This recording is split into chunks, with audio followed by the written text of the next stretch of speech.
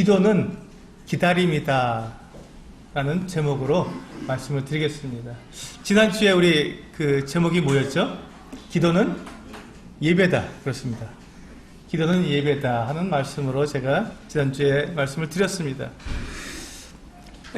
기도가 예배라는 것을 우리가 생각해 보면 기도가 예배라는 것을 이제 인정하고 그렇게 기도를 시작하는 사람은 기다림의 기도를 할 수 있습니다. 기다림의 기도. 그러면 기다림은 참 어렵습니다. 우리가 살아가는 데 있어서 무엇을 기다린다는 것은 정말 어려운 일이고 답답한 일이고 힘든 일입니다. 그런데 이 하나님께 기도하고 그 기도의 응답을 기다리는 것은 정말 답답하고 힘듭니다. 그래서 우리는 그것을 다 기다리지 못하고 내가 앞서 행할 때가 참 많은데 그러다 보면 우리가 실수하게 되고 때로는 실패하게 되고 넘어지게 되는 것이죠. 그래서 기도는 기다림입니다. 이렇게 그 기도를 예배로 시작하는 사람, 예배자의 자세로 하나님께 기도를 시작하는 사람은 기다릴 수 있습니다. 왜냐하면 이 기다림은 무엇과 관계되어 있냐면 하나님의 주권과 관계되어 있기 때문에 그렇습니다. 무엇과 관계되어 있다고요? 주권입니다. 주권. 하나님께서 주인이시라는 것, 하나님이 왕이시라는 것, 하나님이 하나님이시라는 이 어떤 하나의 주권을 인정하게 되는 순간 우리는 기다릴 수 있습니다. 기다림의 기도를 할 수가 있는 것이죠.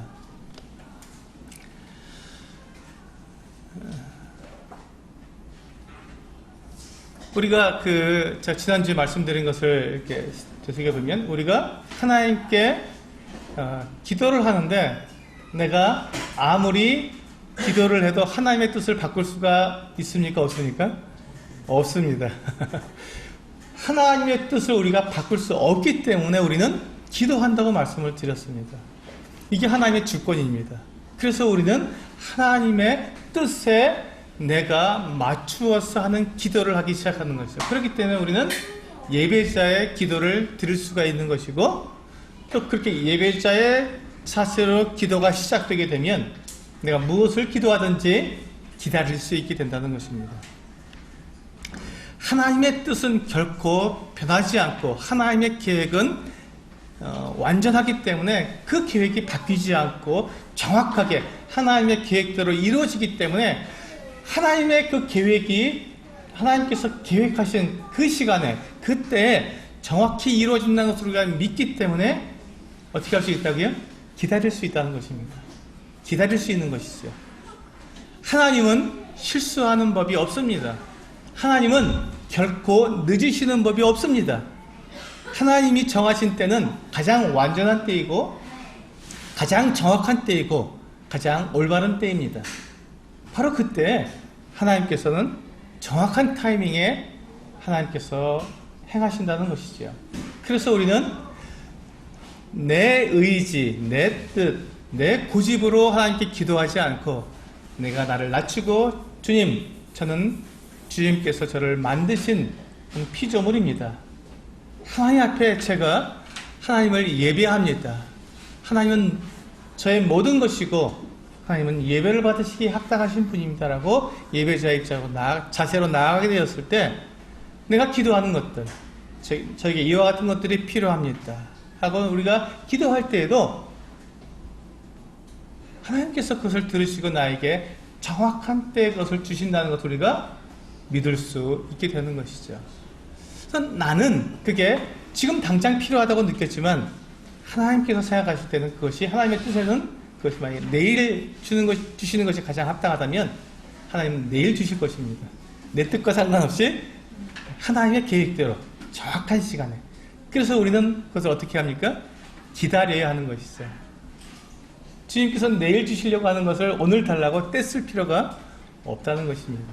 왜냐하면 오늘 나에게 필요한 것이 아니라 내일 나에게 필요한 것이기 때문에 하나님의 계획 속에서는 하나님께서 내가 예배자가 된다면 내가 하나님을 바라보게 될 때 내가 기도를 하러 나갔을 때 하나님은 정말 저의 모든 것입니다라고 나의 주인이십니다라고 내가 고백하게 되었을 때 하나님께서 정하신 때, 하나님께서 계획하신 모든 것은 항상 옳으십니다. 그리고 가장 선한 일입니다. 라고 고백하게 됐을 때, 내가 생각하는 내 때하고는 관계없이 하나님의 때가 가장 옳습니다. 라고 우리는 고백할 수 있기에 우리는 어떻게 할 수 있다고요?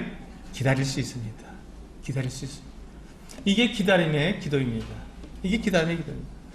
그래서 우리가 하나님 하면은 제가 늘 드리는 말씀이지만 하나님은 선한 분이시다.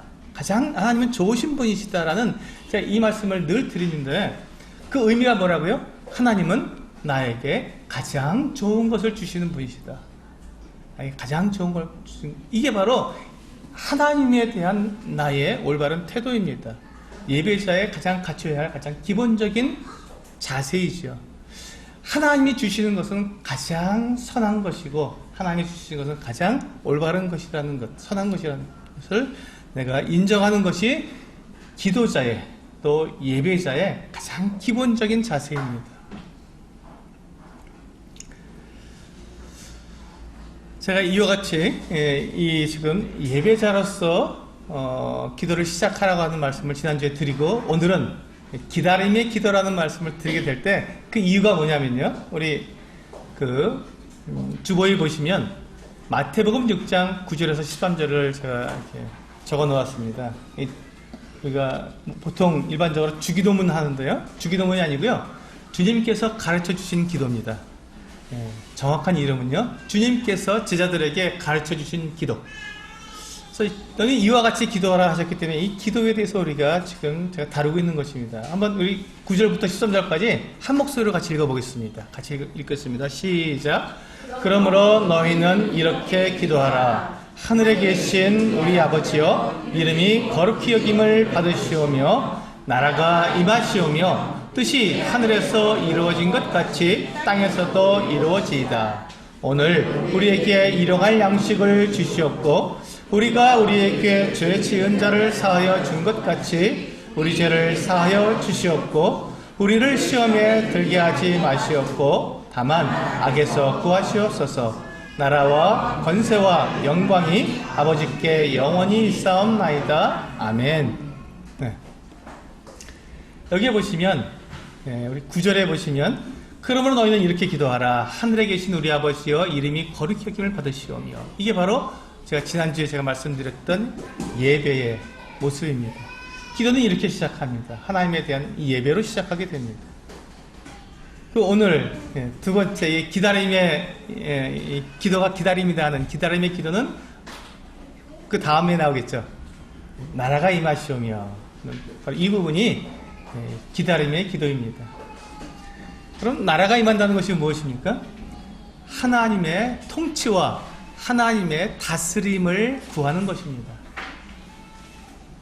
물론 이 하나님의 나라에 대해서는 우리가 이제 드릴 말씀이 많습니다. 근데 그것을 지금 이 시간 제가 하나님의 나라에 대해서 말씀드릴 그 주제가 아니기 때문에 하나님의 나라를 지금 우리 21세기를 살아가는 우리 그리스도인들에게 적용을 하면 하나님께서 다스리시고 하나님께서 통치하시는 것이라고 말씀드릴 수 있겠습니다.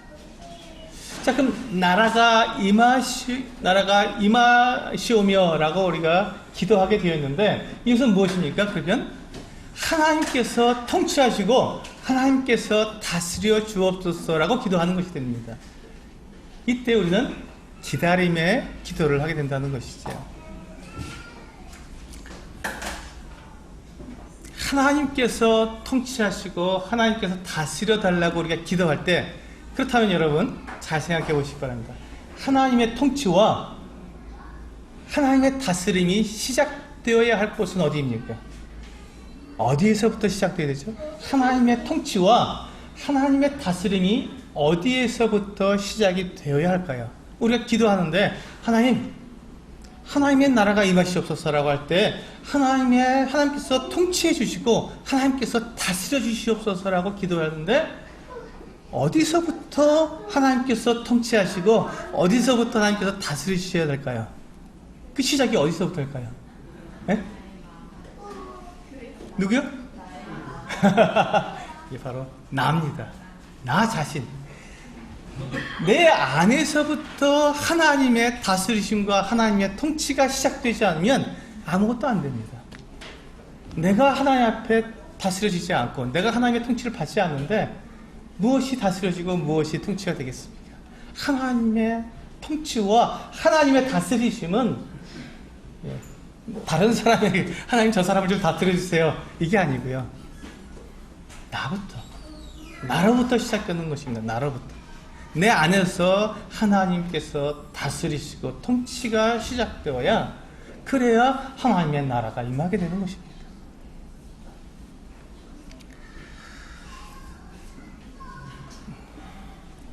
자, 그러면 하나님께서 내 안에서 통치와 다스리심을 시작하시게 되면 내 안에 하나님의 나라가 임하시게 되면 그러면 어떻게 될까요? 나는 어떻게 될까요? 내 안에서 어떤 일이 일어날까요? 평온해집니까? 주님의 역사가 일어납니다. 어떤 역사가 일어날까요? 어떤 역사가 일어날까요? 네, 주님의 영광이 되는 삶을 살아갈 수 있다. 그렇다면 그것이 평안한 삶일까요? 네, 우리 안에서 주님의 영광을 위한 삶으로 내가 이렇게 나가게 될 때, 그럼 내 안에 평강이 있을까요? 아니면 내 안에 갈등이 있고 고통이 있을까요? 솔직하게 말하면 솔직하게. 예, 갈등과 고통이 있습니다. 갈등과 고통이 있어요. 아픔이 있습니다. 왜? 내 욕심은 뭐예요? 내 육체의 욕심은 뭐예요? 그렇게 살고 싶지 않거든요. 내 영광을 드러내고 싶고 나 좀 자랑하고 싶잖아요. 나 좀 인정해 주세요. 이게 우리의 본능이에요. 본성이고. 그런데 지금 주님의 통치와 주님의 다스리심이 내 안에 역사에서 내 안에 하나님의 나라가 시작되기 시작하면 어떻게 됩니까? 하나님의 영광을 위해서 살아가게 되거든요. 그러면 또 어떻게 됩니까? 우리 안에서 갈등이 시작되고 고통이 시작되죠. 나를 죽여야 되니까, 나를 낮춰야 되니까, 내가 예배자가 돼야 되니까. 하나님, 저는 별것 아닙니다. 그런데 하나님이 저를 이렇게 높여주셨습니다. 감사합니다. 이렇게 돼야 되거든요.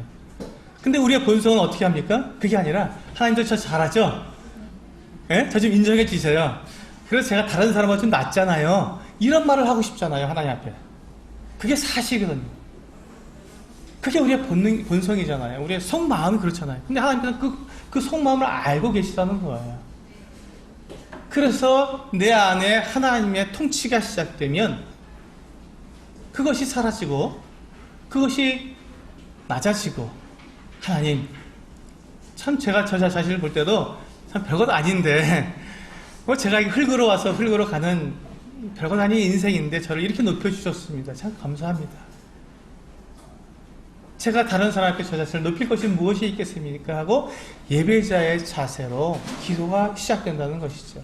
그때 하나님의 나라가 내 안에 역사하시면서 나를 다스려 가십니다.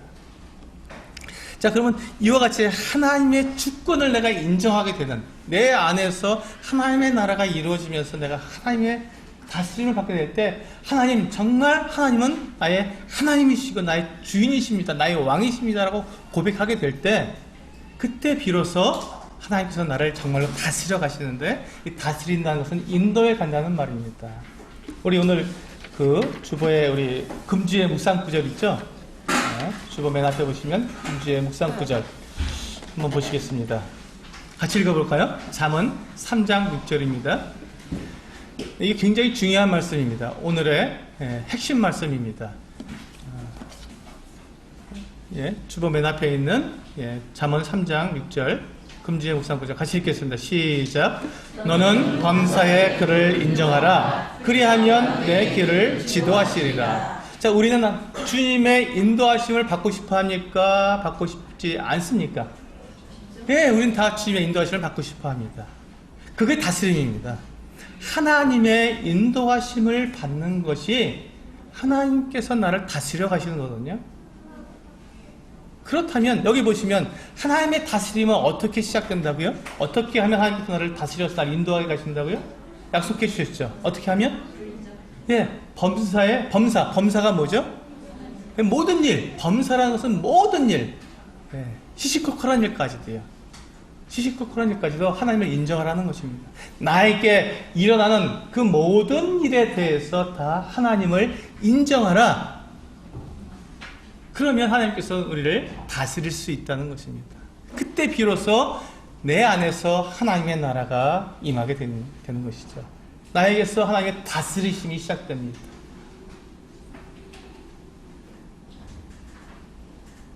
우리 한번 생각해 보시기 바랍니다. 나는 과연 내 삶에서 모든 일에 하나님을 인정하고 있는가?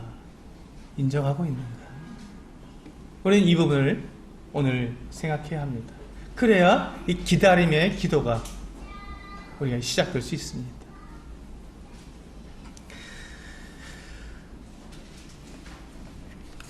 우리가 범사의 주임을 인정한다는 것이 그러면 어떻게 하는 걸까요? 나에게 어떤 일이 있을 때, 나에게 어려운 일이 있을 때, 나에게 힘든 일이 있을 때, 고통이 있을 때, 내가 생각한 것과 전혀 다른 정말 엉뚱한 일이 나에게 벌어졌을 때 하나님 도대체 이게 뭡니까? 라고 말하는 것이 하나님을 인정하는 걸까요? 아니죠. 그건 아닙니다. 우리가 불평하고 원망하고 짜증내고 분노하고 투정하는 것을 우리는 인정한다고 말하지 않습니다. 그럼 어떻게 하는 게 인정할까요? 제가 말씀드렸죠. 하나님을 하나님답게 우리가 인정해 드리는 것입니다. 무엇입니까? 하나님이 하시는 일은 항상 옳습니다. 하나님은 항상 저에게 최고의 것을 주시는 분입니다. 라고 우리가 고백하는 것. 근데 그게 힘들잖아요. 나에게 어려움이 왔는데 내가 생각하지 않은 정말 싫어하는 일이 나에게 일어났는데 그것에 대해서 감사할 수 있을까요? 없습니다. 거기서부터 우리는 이제 우리의 갈등이 시작되는 것이죠. 그런데 하나님 말씀은 네가 하나님의 다스리심을 받기를 원한다면, 네 안에 하나님 나라가 임하기를 원한다면, 그렇다면 범사에 하나님을 인정해라. 좋은 일이 일어났든 나쁜 일이 일어나든 그 어떤 일이 너에게서 일어나겠지 할지라도 결코 하나님은 너에게 악하게 대하시지 않는다는 이것을 기억하라. 너에게 가장 좋은 것을 주시는 분인 것을 기억하라. 그리고 그걸 인정해라. 그리고 그것을 고백해라. 그리고 그것을 가지고 하나님께 나와서 기도해라. 하나님, 당신이 저에게 주신 이 일, 나는 이해가 안 되고 나는 정말 괴롭지만 그러나 저는 하나님을 믿습니다. 하나님께서 저에게 가장 좋은 걸 주시기 위해서 이 일을 시작하신 것을 믿습니다라고 고백하라는 것입니다. 이게 기다림의 기도의 시작입니다. 하나님의 나라가 내 안에 임하시는 그 같은 기도입니다. 그때 하나님은 나를 통치하시고 나를 다스리십니다. 그래서 나에게 그 같은 일이 나에게 좋지 않은 일들, 내가 정말 싫어하는 일들, 나를 정말 괴롭히는 일이 나에게 일어났을 때라도 그것을 그렇게 기도했을 때 하나님께서 나를 인도하십니다. 어떻게 인도하십니까? 혹시 나에게 잘못된 일이 있는지, 내가 죄를 범하고 있는지, 나에게 그 욕심이 있는지, 내가 버려야 할 잘못된 습관이 있는지, 이러한 것들을 내가 하나님 앞에 나가서 기도하게 될 때 그것을 알게 하시고 그것을 버리게 하시고 때로는 회개하게도 하시고 때로는 주님 앞에서 눈물로 자백해서 그것을 버리게도 하시는 그 같은 일로 나를 이끌어 가신다는 것입니다. 범사의 주님을 인정하게 될 때 나에게 좋은 일이 나면 어떻게 할까요? 내가 원하는 일, 내가 행복한 일, 정말 내가 막 자랑하고 싶은 일이 나에게 일어날 때 나는 어떻게 하면 좋을까요? 그때 우리는 주님을 인정해야 합니다. 주님, 제가 잘하죠? 주님, 제가 그래도 상 받을만 하죠? 이렇게 주님 앞에 말하는 것이 아니라, 이렇게 다른 사람들 앞에서 나를 갖다 드러내는 것이 아니라, 교만해지는 것이 아니라 주님이 하셨습니다. 주님이 하셨습니다라고 주님을 인정하는 것, 범사의 주님을 인정할 때 주님이 나를 인도해 가신다는 것입니다. 잘했다. 네가 너에게 영광을 돌리지 않고 나에게 영광을 돌렸으니 내가 너에게 더 큰 걸 맡기마. 이것도 한번 해볼래? 하고 주님께서 우리를 인도해 가신다는 것입니다. 이게 인도하심입니다. 나에게 안 좋은 일이 났을 때는 그것을 극복할 수 있고 그 원인이 무엇인지를 내가 알 수 있도록 주님께서 인도해 주시고, 나에게 좋은 일이 났을 때 그보다 더 잘할 수 있도록 나를 이끌어 가시는 그 힘, 그 인도하심, 그 다스리심이 범사의 주님을 인정할 때 바로 그때 우리들에게 일어나는 것입니다. 그때 비로소 우리 안에 주님의 다스리심, 주님의 통치가 일어나는 것이죠. 그게 주님의 나라가 임하시는 것입니다.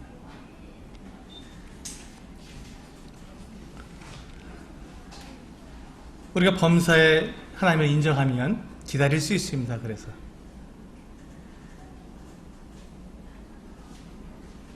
주님께서 왕이시니까요.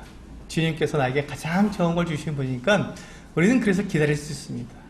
주님, 저는 이게 오늘 꼭 필요한 것 같습니다 라고 우리는 기도하지만 주님이 아니야, 한참 멀었어, 나중에 줄게 라고 말씀하셔서 네, 주님이 옳습니다 라고 고백할 수 있는 그 다스리심, 그것이 그냥 일순간에 이렇게 되는 게 아니에요. 사실은요, 범사의 주님을 인정하는 그 삶을 통해서 주님을 그렇게 내가 온전히 신뢰하게 될 때 우리가 그와 같은 것들을 우리가 자연스럽게 주님 앞에 고백할 수 있게 되는, 그 다스리심에 내가 복종할 수 있게 되는 그와 같은 모습이 나온다는 것입니다.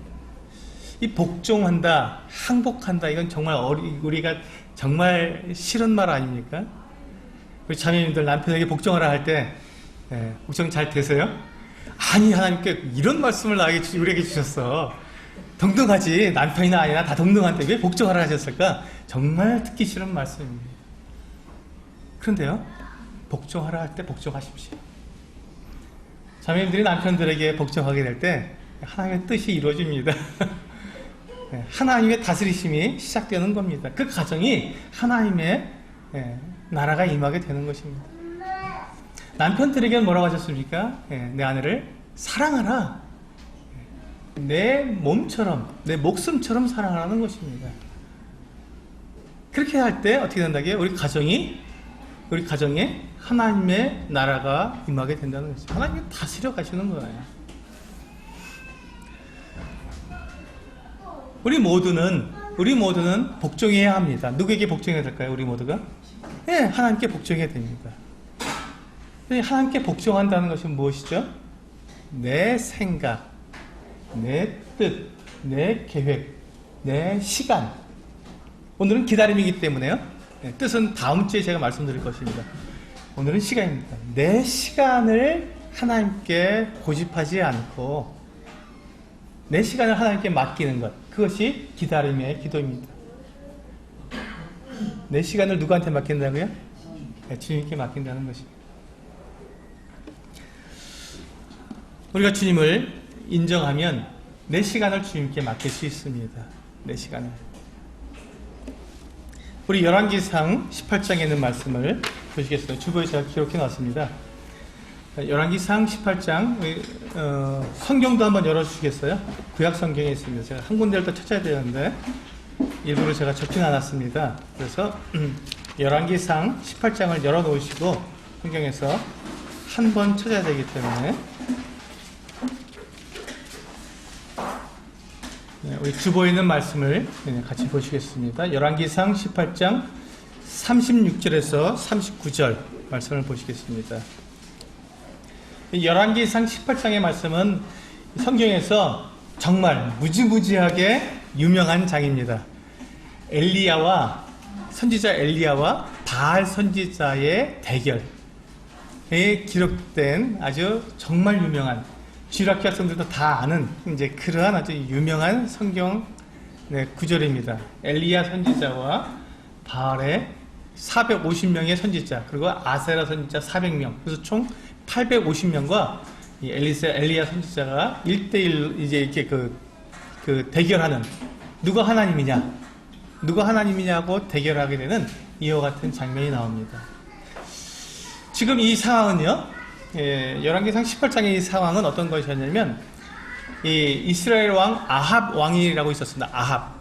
이름이 참 재밌죠? 아합. 근데 이 아합 왕은요, 악한 왕이었습니다.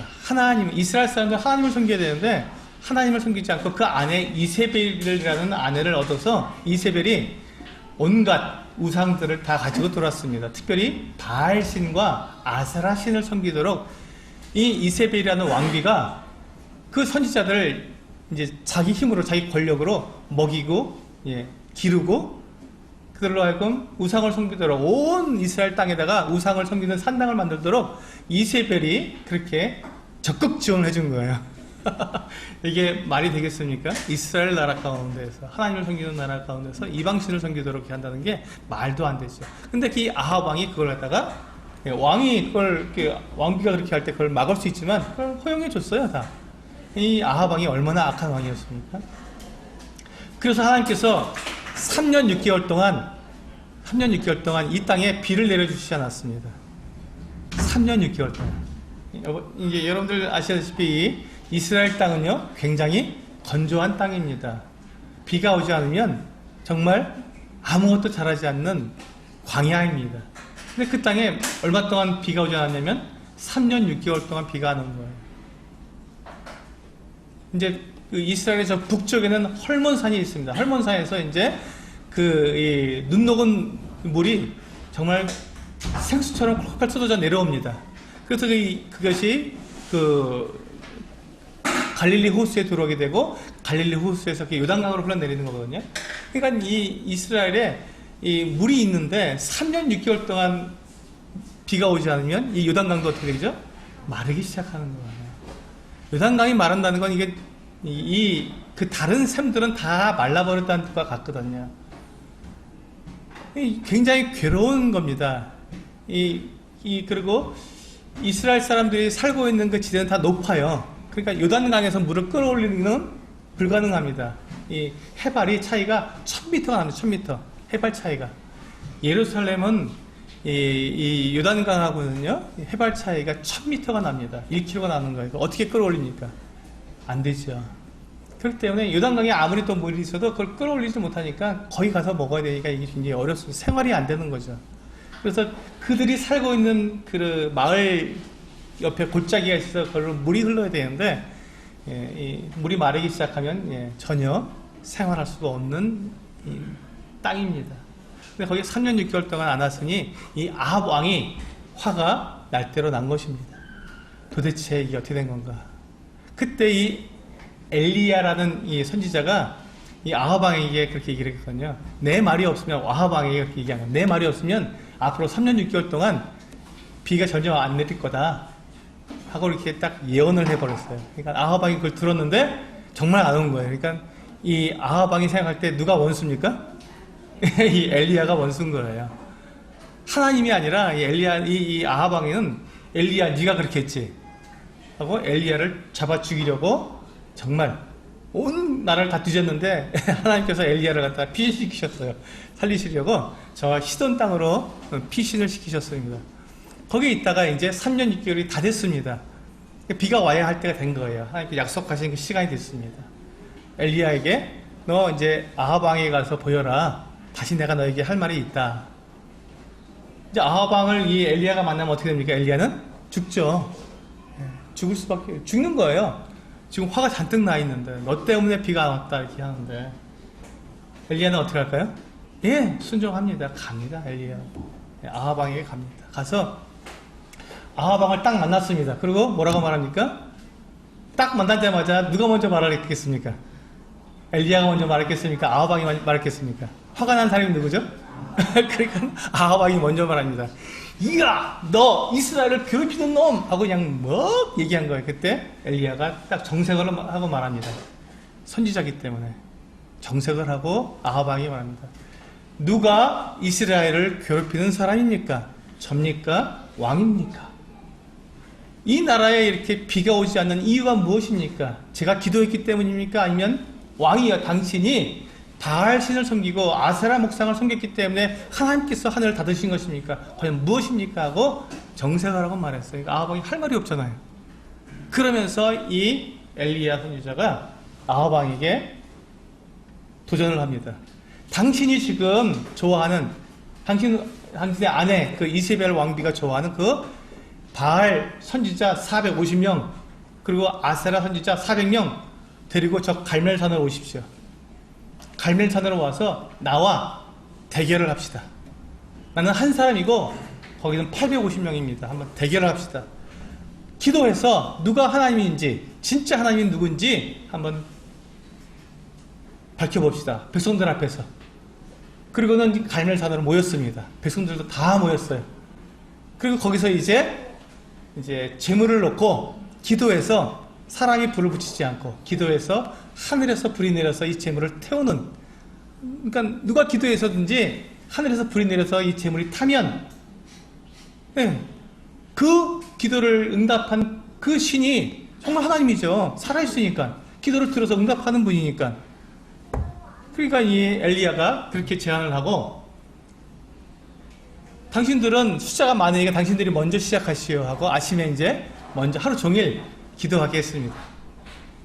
이 바알 선지자 450명이 기도를 시작했는데요, 처음에는 기도를 참 멋지게 하죠. 근데 아무 응답이 없으니까 어떡합니까? 다음엔 뛰기 시작합니다. 그러니까 이제 엘리야가 가만히 보니까 한심하잖아요. 좀 놀리고 싶었습니다. 놀립니다. 뭐라고 놀립니까? 어이 선지자들 뭐해? 혹시 당신들이 섬기는 바알신이 혹시 주무시고 있는가 모르니까 더 크게 말해서 좀 깨워. 잠자고 있나봐. 좀 깨워. 뭐해? 그러니까 어때요? 막 이제 막 울부짖기 시작합니다. 울부짖어도 바알이, 아세라가 응답할까요? 아니죠. 그러니까 마지막 수단으로 어떻게 합니까? 칼을 꺼냅니다. 자기들의 몸을 긋습니다. 칼. 피를 막 벌처럼 흘리면서 막 고통 중에 부르짖으면서 바알이여 들으소서, 불을 내려주소서 하고 막 하는 겁니다. 그렇게 해도 성경에 보니까 아무 소리도 없고 아무 응답도 없고 아무 일도 없었다라고 성경에 기록되어 있습니다. 그러자 이제 오후가 이제 지나서 하루 종일 해도 안 됐으니까 이제 엘리야가 딱 나섭니다. 이제 됐어, 내 차례요 했습니다. 그리고는 그 갈멜산에 있는 이 이스라엘의 제단, 여호와의 제단을 무너졌습니다. 제단이 무너져 버렸어요. 이 사람들 다 무너뜨렸어요. 제단을 다. 거기는 제단을 다시 수축해서 다시 복구시켰습니다. 그때 이스라엘 12지파를 나타내는 큰 돌 12개를 가지고 와서 제단을 쌓도록 했습니다. 제단을 쌓았습니다. 그리고 거기에 나무를 올려놓고 거기에 희생 제물을 가져다가 하나님께 제사를 드리는 방법 그대로 각을 떠서, 각을 뜬다는 것은 토막을 낸다는 말입니다. 토막을 다 내서 거기에 딱 올려놨습니다. 그리고는 또 이스라엘 12지파를 나타내는 대로 물동이, 물을 네 통을 갖다가 붓고 그것을 3번 반복하게 했습니다. 12통을 부었죠. 제단이 어떻게 했으면 완전히 물로다가 흥건해졌고 그 옆에다가도 또랑을 파갖고 있는데 또랑까지 물이 가득 차버렸습니다. 자, 이 상태에서 불을 붙이면 불이 붙겠습니까? 안 붙겠습니까? 안 붙죠. 완전히 불가능하게 만들었습니다. 그걸 볼 때 이 바알 선지자들이나 아세라 선지자들이나 또 그걸 보고 있는 아합 왕이나 또 백성들이 볼 때 엘리야 저 사람 미쳤구만. 지금 우리 가서 불을 땡겨도 시원치 않은데 저건 뭐하고 저긴다. 어떻게 물을 12통이나 붓고 있나. 그때 그렇게 해놓고 지금 이 39절이 나온 겁니다. 그렇게 다 해놨습니다. 다 해놓고 39절, 아니 36절. 야, 우리 같이 읽어볼까요? 재밌죠? 같이 읽어보겠습니다. 시작. 저녁 소재 드릴 때 이르러 선지자 엘리야가 나아가서 말하되 아브라함과 이삭과 이스라엘의 하나님 여호와여, 주께서 이스라엘 중에서 하나님이신 것과 내가 주의 종인 것과 내가 주의 말씀대로 이 모든 일을 행하는 것을 오늘 알게 하옵소서. 여호와여 내게 응답하옵소서. 내게 응답하옵소서. 이 백성에게 주 여호와는 하나님이신 것과 주는 그들의 마음을 되돌이키심을 알게 하옵소서 하매, 이에 여호와의 불이 내려서 번제물과 나무와 돌과 흙을 태우고 또 도랑에 물을 핥은지라. 모든 백성이 보고 엎드려 말하되 여호와 그는 하나님이시로다. 여호와 그는 하나님이시로다 하니. 이게 갈멜산에서 일어난 이 어마어마한 사건입니다. 이 사건을 봤을 때 백성들이 뭐라고 말했다고요? 여호와 그는 하나님이시로다. 그렇습니다. 하나님, 정말 당신은 하나님이십니다. 하나님의 주권을 인정하게 되었고 하나님의 다스리심을 인정하게 되었고 그렇습니다. 우리는 지금까지 헛것을 섬겨왔습니다. 바알, 아무것도 아니군요. 아세라 아무것도 아니군요. 850명하고 이 엘리야 한 사람하고 그렇게 기도를 했던데 하루 종일 기도한 바알은 들은 척도 안 하고 한 번 기도했는데 그게 바로 불이 내려서 재물을 태운 이 하나님 살아계시고 역사하시는 참 하나님이다 하고 고백을 하게 된 것입니다. 놀랍지 않습니까? 그런데요, 여기서 끝난 게 아닙니다. 진짜 기도는 여기 있지 않습니다. 이 놀라운 사건 뒤에 진짜 기도가 나옵니다. 이 엘리야가 이 일이 있은 후에 아합 왕에게 바로 말합니다. 왕이시여, 자 이제 저기 올라가서 먹고 마셔야 합니다. 지금 배가 고프니까 시간이 하루 종일 지나는 동안 못 먹었으니까 먹고 마십시오. 그리고 빨리 이제 성으로 돌아가야 합니다. 왜? 큰 비가 내리기 때문입니다. 라고 말했습니다. 지금 비가 왔습니까? 지금 메말라 있습니다. 온통 메말라 있는데 엘리야가 왕에게 그렇게 말을 합니다. 지금 큰 비가 올 테니까 빨리 가서 드시고 힘을 얻어서 왕국으로 돌아가는데 지치지 않게 하셔야 합니다. 라고 말을 했습니다. 그러니까 이 아합 왕이 엘리야가 시킨 대로서 먹고 마셨습니다. 그리고는 이 엘리야는 이제 갈멜산 꼭대기로 올라가서 기도하기 시작했습니다. 무엇을 위해 기도할까요? 비가 오도록 기도했습니다. 그런데 그게 이제 기도하면서 43절입니다. 그가 기도를 시작하면서 그 자기 사환에게 이와 같이 43절에서 이제 말을 합니다. 43절부터 46절까지 또 같이 한번 읽어볼까요? 시작. 그의 사환에게 이르되 올라가 바다 쪽을 바라보라. 그가 올라가 바라보고 말하되 아무것도 없나이다. 이르되 7번까지 다시 가라. 7번째 이르러서는 그가 말하되 바다에서 사람의 손만한 작은 구름이 일어나나이다. 이르되 올라가 아합에게 말하기를 비에 막히지 않도록 마차를 갖추고 내려가소서 하라 하니라. 조금 후에 구름과 바람이 일어나서 하늘이 캄캄해지며 큰 비가 내리는지라. 아합이 마차를 타고 이스라엘로 가니 여호와의 능력이 엘리야에게 임하매 그가 허리를 동이고 이스라엘로 들어가는 곳까지 아합 앞에서 달려갔더라. 자 보세요. 놀라운 일이 또 일어났습니다. 비가 내린 거예요, 정말로. 근데 지금 이 엘리야가 기도를 했습니다. 갈멜산 꼭대기에 올라가서 비를 위해서 기도했는데 기도하면서 이 사환에게 비가 오는지 아닌지 보도록 바다 쪽에서 무슨 일이 일어나는지 보고 와라 했는데 아무 일도 안 일어납니다. 얘기했습니다. 이스라엘은요, 지중해가 바로 붙어 있습니다. 그래서 그 이스라엘에 비가 내리려면 지중해에서 오는 이 비구름이 와야만 비가 내리는 거예요. 그러니까 이렇게 지중해를 바라보고 거기서 구름이 쫙 온다. 그럼 비가 오는 걸 금방 알 수 있었어요. 천기를 분간할 수 있었어요. 웬만하면 다 알 수 있었습니다. 엘리야도 알 수 있었죠. 그러니까 이 사람 보고 바다 쪽을 바라봐라. 무슨 일이 있을 거다. 그랬는데 무슨 일이 있었다고요? 아무 일도 없었다는 거예요. 이게 중요합니다. 아무 일도 일어나지 않았다는 거. 왜 이게 중요합니까?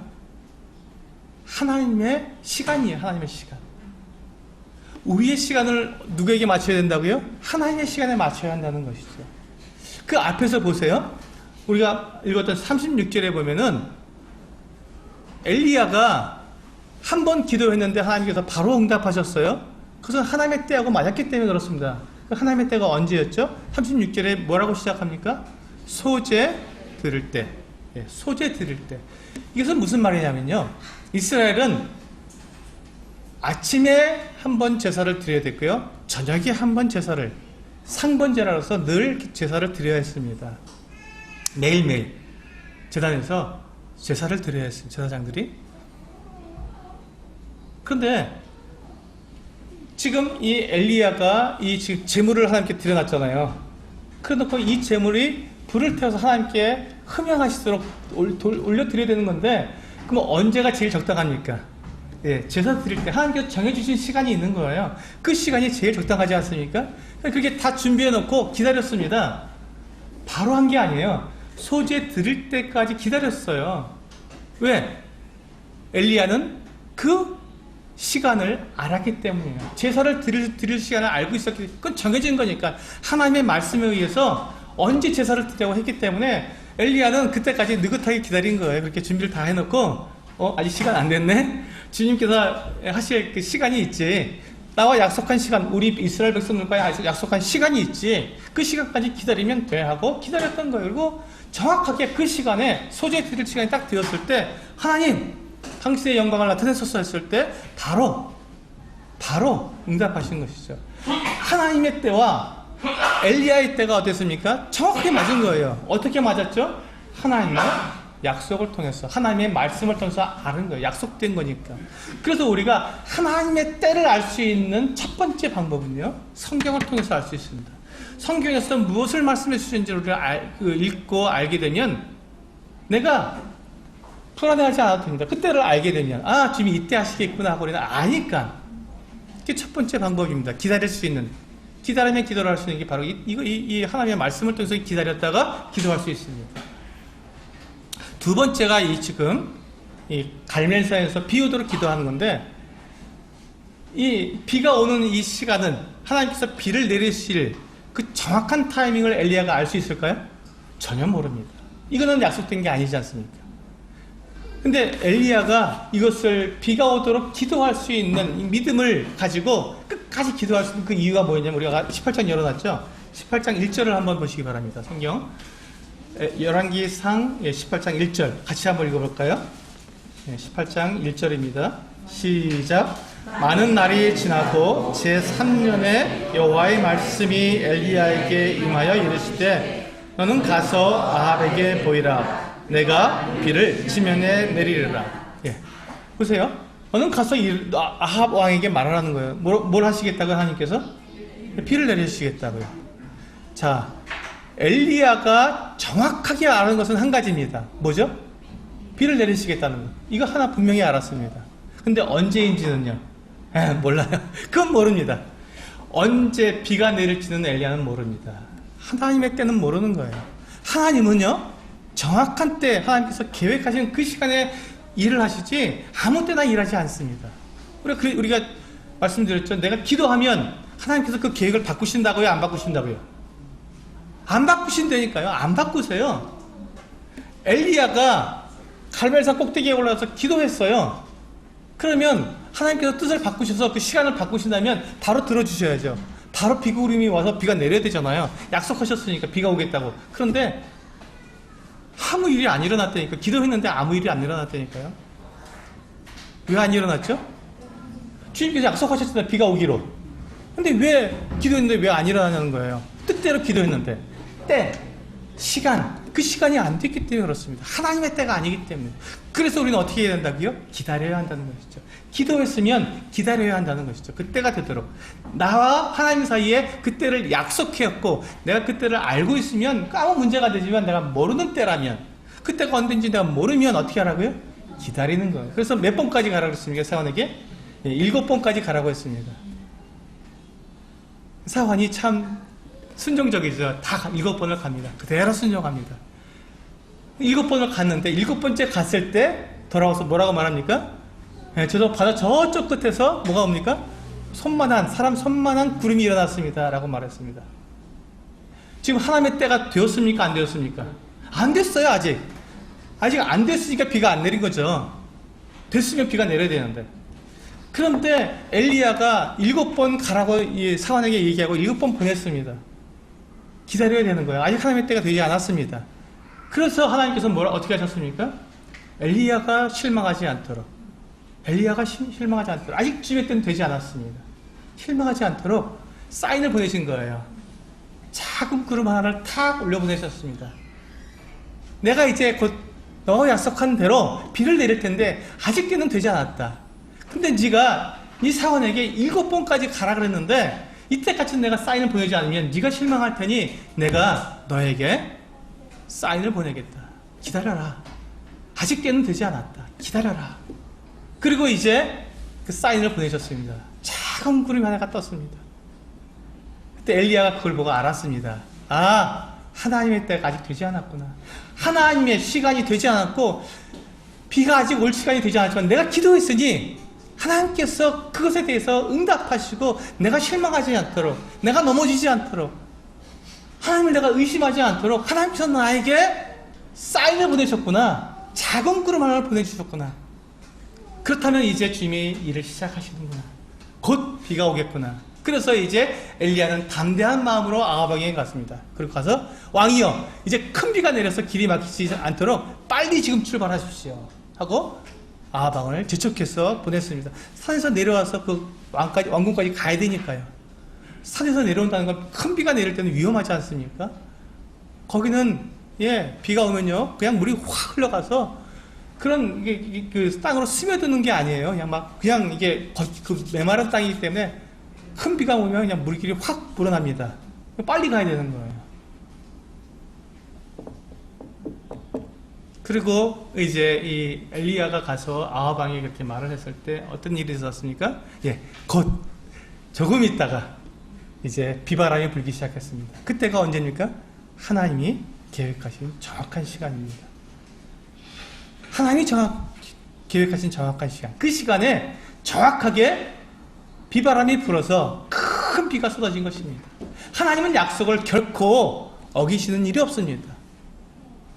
그러나 그 시간, 약속이 이루어지는 그 시간은 나에게 달려있는 것이 아니고 엘리야에게 달려있는 것이 아니고 그 누구에게 달려있는 것이 아니라 하나님 당신에게 있습니다. 그래서 하나님은 하나님이신 것입니다. 그래서 하나님은 우리가 하나님 앞에 우리가 기도할 때 감히 내 뜻대로 해달라고 우리 기도할 수 없는 것입니다. 하나님의 뜻대로 해달라고. 그래서 다음 시간의 말씀 제목은요. 기도는 아버지의 뜻대로이다. 아버지의 뜻대로입니다. 이게 다음 주에 제가 드릴 이 말씀의 제목입니다. 이 뜻에 대해서는 다음 주에 제가 말씀드리고요. 지금은 시간입니다. 그래서 하나님께서 계획하신 그 시간을 안 바꾸시는 거예요. 누가 맞춰야 된다고요? 내가 맞추는 겁니다.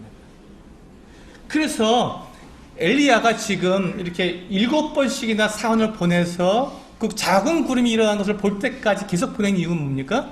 하나님을 인정했기 때문에, 범사의 주님을 인정했기 때문에 그가 이게 가능한 겁니다. 한번 보냈는데 돌아왔어요. 아무 일도 안 일어났습니다. 그래? 이건 뭐야? 하나님 약속하시는 거 이게 뭐야? 하고 불평불만한 것이 아니라 하나님을 인정한 것이죠. 뭐라고 인정했습니까? 하나님께서 곧 하실 거야. 하나님은 약속을 어기신 적이 없어 하고 하나님을 인정하는 것이죠. 걱정하지 마라. 다시 가라. 또 가라. 더 가라. 이 정도 되면 3번 이상 되면요 이제 포기할 때도 됐잖아요. 실망할 수도 있잖아요. 근데 엘리야는 포기하지 않았습니다. 자기가 얘기했습니다. 사원에게 7번까지 가라. 그 안에 일어날 것이다. 근데 마지막 7번까지 갔을 때 하나님은 아직도 시간 되지 않았기 때문에 어쩔 수 이 엘리야를 실망하지 않도록 작은 구름을 다 보내주셨습니다. 엘리야야, 나는 네 기도를 듣고 있다. 그런데 아직 때는 되지 않았어. 좀 기다려야 된다. 내 때가 있을 때 나는 내 때를 바꾸지 않는다.